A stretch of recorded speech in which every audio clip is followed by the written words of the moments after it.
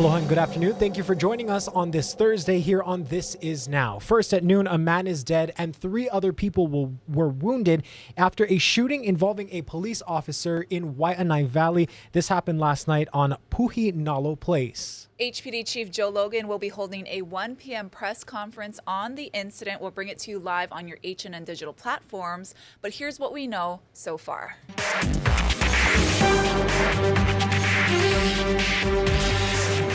Shortly after 6 last night, police say multiple individuals suffered gunshot wounds, apparently by a male suspect. It's been confirmed that this was an officer-involved shooting and that the male suspect was fatally shot. He was pronounced dead at the scene. EMS says the wounded included 2 women in their 30s and a 25-year-old man. A 70-year-old woman was also injured after she was assaulted during the incident, but she declined treatment. It's unfortunate that the gun violence is continuing, and we have to keep, pressuring people and having this conversation to check in with one another and to make sure that we're using, weapons responsibly or acting responsibly in these situations. Video on social media also shows Kaupuni Neighborhood Park, which is next to the shooting scene. Kids were apparently in the park at the time. However, no one in the park was reported hurt. A woman from Hawaii has been killed in Washington state. Seattle police found the body of 26-year-old Zoe Hay in her boyfriend's home in a Seattle neighborhood on Saturday. The 25-year-old suspect, Andy Chu, told police he couldn't remember why he attacked her, but he admits he took drugs that day, and he did remember choking her, twisting her neck, and holding her underwater in the bathtub. Chu's bail is set at $5 million. On the Big Island, after a year-long investigation, Kona teen Dominic Roberts has been indicted on 10 child pornography charges. Court documents say some of the images included graphic abuse of infants. Police arrested the 18-year-old last year for distribution, possession, and production. Roberts remains in custody as prosecutors are requesting he be held without bail. Have you seen this man? He's suspected of robbing the Bank of Hawaii Manoa branch this past Saturday just before 11 a.m. Police say he took off with an undisclosed amount of money. He's described as 6 feet tall, 230 pounds, with short black hair and fair complexion. If you have any tips, call Crime Stoppers at the number on your screen. Honolulu firefighters are investigating why an abandoned home in Kalihi went up in flames last night. The 2-alarm fire sparked on Ho Street near Sand Island Access Road just after 8 p.m. HFD crews were able to get it under control quickly. No word on any injuries or damages. A new case of travel-related dengue virus has been reported on Oahu. The State Department of Health said this brings the number of total cases identified in the state to 11, 1 on Kauai, 3 on Maui, and 7 on Oahu. Officials said the affected travelers were exposed in various countries where dengue is common. DOH has deployed teams to inspect and control mosquitoes in the affected areas. The community is asked to help reduce mosquito breeding sites by pouring out containers of standing water from buckets or planters around your house. Security preparations are underway in Chicago ahead of next week's Democratic National Convention. Fences and enforced walls are up around the United Center and McCormick Place. Police observation device cameras will also be used.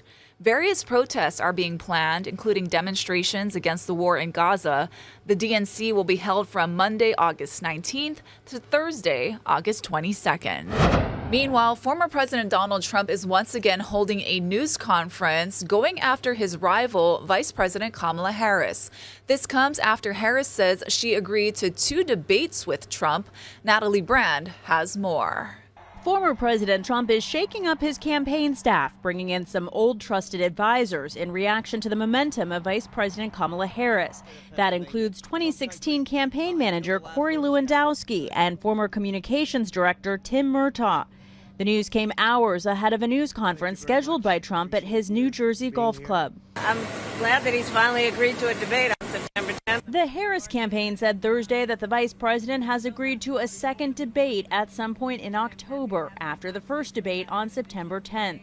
The two sides also say the vice presidential candidates have agreed to a debate on October 1st to air on CBS. Trump's running mate J.D. Vance is calling for more than one. To respect the American people enough to stand before them and actually ask them for their vote. So I think we ought to do as many debates as we possibly can. This weekend, both campaigns travel to the battleground state of Pennsylvania, and next week, the Democratic National Convention kicks off in Chicago. In her first policy speech, Harris is expected to call for a federal ban on price gouging by food and grocery industries, a move that would require congressional approval. Natalie Brand, CBS News, the White House. In their first joint event since President Biden stepped out of the race, he, alongside Vice President Kamala Harris, detailed progress in their fight to rein in the soaring costs of prescription drugs at an event in Maryland. Bradley Blackburn has more from New York. We finally beat Big Pharma.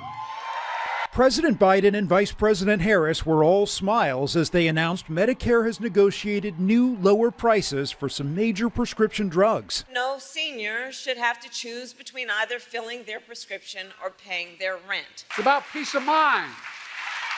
It's about security. The new prices will kick in 2026, a process that's taken years. The 2022 Inflation Reduction Act, narrowly passed by Congress, made it possible for Medicare to use its leverage with drug makers. The drug list includes 10 widely prescribed and costly medications that treat cancer, diabetes, heart disease, and blood clots. My cardiologist said, would you rather have bruises or be dead from a stroke? Reverend Kurt Miner was diagnosed with asymptomatic atrial fibrillation and prescribed one of the drugs, the blood thinner Eliquis. He says he uses a Canadian pharmacy to avoid paying costs of up to $500 a quarter on his Medicare Advantage plan. I only have to do this silliness and this end around thing one more year, and then hopefully Eliquis will be much more affordable. According to the White House, the new prices could save taxpayers $6 billion in 2026, while Medicare enrollees will save $1.5 billion in out-of-pocket costs. This is a win-win for everybody across the country. The AARP's Bill Sweeney says more drug prices will be negotiated in the years ahead. Medicare can start getting a better deal for the American taxpayer and for seniors who are paying the highest prices at the pharmacy counter. What kind of difference would that make for you? Give me more money to blow on the grandkids. Starting in 2025, out-of-pocket drug costs will be capped at $2,000 a year for people with Medicare Part D. Bradley Blackburn, CBS News, New York. By now, you've probably heard of Project 2025, the extreme conservative blueprint of what a second Trump administration should do. While Trump has publicly claimed to not know about it, new video from an undercover journalist speaking to a co-author of the project is casting doubt on that. CNN's Kyung La has more. Well, one of the co-authors of Project 2025 is a man named Russell Vought. He was not only on Trump's cabinet, but was also in charge of the GOP policy platform passed at last month's Republican National Convention. I want you to look at this hidden camera video. Vought thought he was talking to the relatives of a wealthy investor. But it turns out this meeting was set up and recorded by an undercover journalist and an actor for the Center for Climate Reporting, a British organization. He says Trump's rejection of Project 2025 is just politics. And Vought explained he's creating so-called shadow agencies, getting regulations, memos, and executive orders ready for action on the first day of a Trump presidency. He also believes in expanding presidential powers and that the president has the authority to use the military to maintain law and order. I want you to listen to how he talks about why Trump is publicly trying to separate himself from Project 2025. So, we've got about 350 different documents that are regulations and things of that nature that we're planning for the next administration. And then you may say, okay, all right, DHS, we want to have a largest deportation. What are your actual memos that a secretary sends out to do it? Yeah. Like, there's an executive order, regulations, secretarial memos. Yeah. Those are the types of things that need to be thought through, so you're not having to scramble to do that later on. We were always going off of, if Donald Trump was head of this agency, what would he do with it? Yeah. What has he said? Yeah. And then what do we know from the first term? And that's how we've been approaching this. He's very supportive of what we do, and know that we have all manner of things that we do that's even unrelated to Project 2025. So I see what he's doing as just very, very conscious, distancing himself from a brand. And you're not going to publish those? No. They go straight to... Yeah, they're very, very close hold. Now to a fight over the evidence in the Dana Ireland murder case. A circuit court judge must now explain why he wants to release information that the police department wants to keep from the public. Arlen Kawano breaks down the case that is now before the state Supreme Court. A circuit court judge in Hilo had to explain in writing why he denied the police department's attempt to keep the evidence secret. It is highly unusual for the state Supreme Court to be brought into a case like this, an argument over evidence against a dead man, Albert Laurel Jr., to prove the innocence of two others wrongfully convicted of murder, Ian and Sean Schweitzer. Attorney Brian Black of the Public First Law Center says the justices seem ready to move quickly. The fact that within a day they said, we want to hear from everybody, we want to see everything that's going on. They set a fast time track for people to answer and respond. Circuit Court Judge Peter Kubota is making his case that the evidence against Laurel should be given to the Hawaii Innocence Project on behalf of those wrongfully convicted. You got a man that's dead who can't be prosecuted, but they're using that as an excuse not to allow us to see what he said and other evidence that further goes to exonerate our clients. Among the items the Hawaii Innocence Project wants from the police department, the autopsy report. Laurel killed himself days after meeting with police on July 19th. The subpoena asked for the videos of that encounter, as well as recordings from their surveillance of Laurel earlier this summer. And HIP wants videos of interviews with family members and friends of Laurel, who was identified through DNA technology as the man who attacked Dana Ireland in 1991. In its efforts to sway the Supreme Court to block the release of the information, the police department says the new developments are part of the underlying and ongoing criminal investigation, and says the premature release of evidence could lead to witness intimidation, harassment, impede the investigation, and hinder their ability to control or shape the investigation, enable targets to elude detection, or suppress or fabricate evidence. Their filing doesn't say who these targets are, since only Laurel's DNA was found in the evidence. So it will be interesting to see what the court does. They could still say, we just don't think that the police department has met its burden to ask us to weigh in on this subject, and so we're just going to leave the court's decision, the Judge Kubota's decision in place, or that the police department does have the right position. I doubt that they're going to look at the evidence and weigh in directly on the evidence. They'll look at the standards. The High Court's decision is expected soon, given all the strict deadlines they imposed for the parties. In Honolulu, I'm Lynn Kawano, Hawaii News Now. 5 people, including 2 doctors, have been charged in connection with Matthew Perry's death. The beloved actor who starred as Chandler on Friends died in October at the age of 54. Reporter Michael Yoshida has more. These defendants took advantage of Mr. Perry's addiction issues to enrich themselves. 5 people, including 2 doctors, charged in connection with the death of famed actor Matthew Perry. They falsely prescribed, sold, or injected the ketamine that caused Matthew Perry's tragic death. The Friends star was found face down in his hot tub in October of 2023. The death was ruled an accident, with drowning and other medical issues contributing, and ketamine as the primary cause, with the amount in Perry's blood in the range used for general anesthesia during surgery. Approved by the FDA as a short-acting anesthetic, ketamine has been used in recent years to treat depression, anxiety, and pain. Perry, who had been open about his decades-long struggles with drug addiction, had reportedly been undergoing ketamine infusion therapy. Investigators believe his addiction, quote, spiraled out of control in the fall of 2023. When clinic doctors refused to increase his dosage, he turned to unscrupulous doctors who saw Perry as a way to make quick money. Over 2 months, from September to October 2023, they distributed approximately 20 vials of ketamine to Mr. Perry in exchange for $55,000 in cash. Now, 5 people, including Perry's live-in assistant, are charged with distributing ketamine to him during the final weeks of his life. We are sending a clear message. If you are in the business of selling dangerous drugs, we will hold you accountable for the deaths that you cause. I'm Michael Yoshida reporting.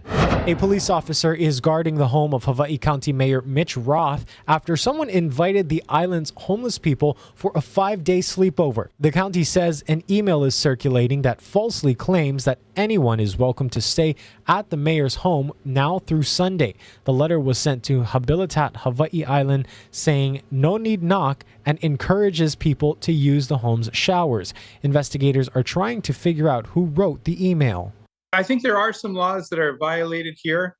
You know, if someone were to actually have broken into the house, I think you could have a conspiracy, commit burglary. There's a whole bunch of things that can happen when you threaten a public official. When you do these kinds of things, you're not only impacting the person you're doing it to, the public servant, myself, but you're also putting my family as a target. Additional details in this case were limited. All right, let's take a live look outside now. This is Cincinnati, Ohio. The temperature there, 85 degrees on this Aloha Thursday. We're going to have a look at your local weather forecast as well as some more news after this quick break.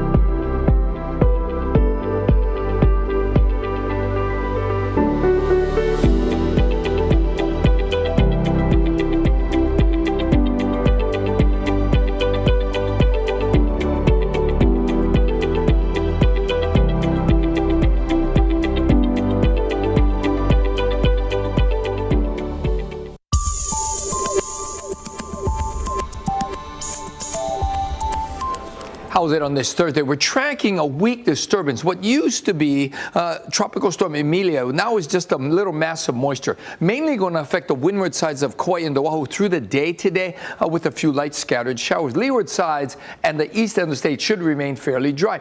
Now, these winds will slow down in response to the passing disturbance as well. We'll still get a trade wind breeze.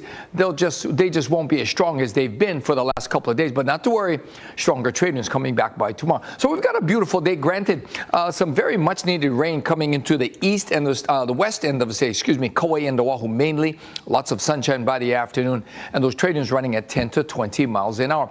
Now, the surf's going to get a little bit of a reinforcement today for south and west sides. Not a big swell at all. Maybe some head-high sets at the better spots. A bigger swell is due into the south shore over the weekend, so heads up on that. So over the next 7 days, the weather's not going to change in any significant way. Again, lighter winds today with a few more scattered showers for Kauai and Oahu.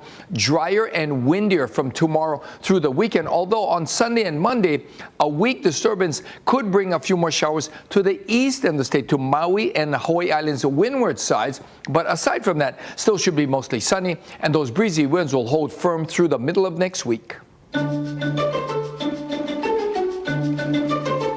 Taylor Swift is now returning to the stage in London for the first time since an alleged terror plot to attack a show in Vienna was stopped. Now she's set for her first of 5 nights at Wembley Stadium in London. Brian Abel has more. Taylor Swift's The Eras Tour, making a triumphant return in London at Wembley Stadium just 1 week after the European leg of the tour was upended when authorities said they foiled a terror plot. That led to the cancellation of 3 Vienna shows, the arrest of multiple teen suspects, and renewed security concerns. We've met some people who couldn't go to Vienna and they've been able to get tickets for tonight and they're just so happy. The thwarted plot re-upping fears of another attack similar to 2017's bombing after an Ariana Grande concert at Manchester Arena that prompted calls for security changes. London authorities for Swift's 5-show stop saying crowds will not be allowed outside Wembley. Overnight camping also not allowed. There will be extra ticket checks, and entry times are now earlier. I think it's inconsequential. The reality is, if I'm bent and I'm savvy and I'm smart, I have gone to the efforts of getting myself a ticket to this concert. I think the greater concern that is the processing. Kaplan says the green light, however, is a good sign.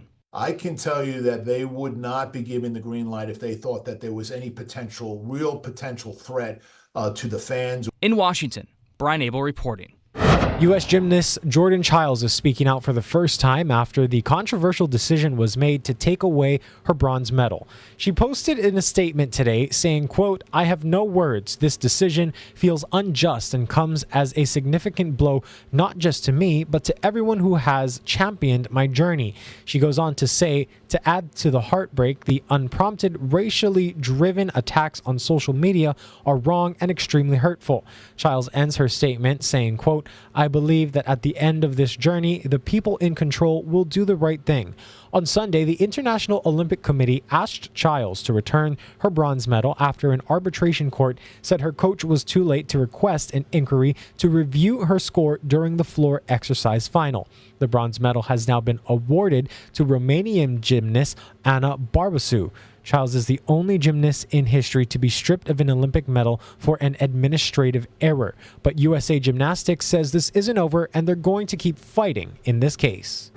The jersey Babe Ruth wore when he hit one of baseball's most famous home runs could sell for $30 million this month. That would make it by far the most expensive game-worn jersey ever sold. Ruth was wearing his road gray number 3 jersey when he played against the Chicago Cubs in the 1932 World Series. He appeared to gesture towards something in center field just before hitting a 5th-inning home run into the bleachers. It became known as the called shot, but specifically where Ruth was actually pointing has been contested over the years. Regardless, Ruth quickly embraced a headline that reported the slugger had called the shot.